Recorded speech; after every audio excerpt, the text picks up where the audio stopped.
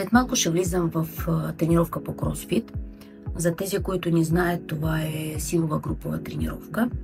И знаете, всеки път, когато тренирам с други хора, ми прави впечатление, а може би и на вас, че едните са по-силни, по-издържливи, по-нахъсани, а другите карат по-полеко, не си дават зор.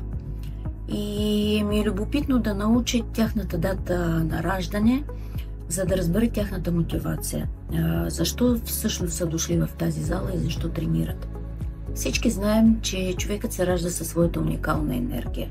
Но ние всеки знае, че има хора с определени дати на раждане, които нямат такава енергия. Такива хора трябва да работят върху себе си постоянно, за да генерират необходимата енергия за своето развитие и реализация. И това са хора, родени на 4 и на 7, а също така на 14 и 24, на 17 и 27 число от всеки месец. В живота на тези хора задължително трябва да присъства допълнителна физическа активност. И няма никакво значение дали ще ходят в фитнес зала, или дали ще тичат, или ще карат колело.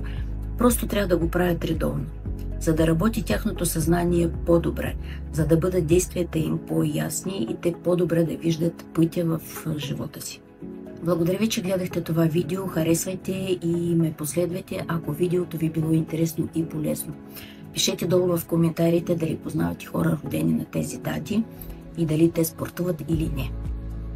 По-нататък ще ви разкажа за моята девятка, аз съм родена на 9 и каква е моята мотивация и защо спортувам аз. Всичко хубаво ви пожелавам. Чао, чао!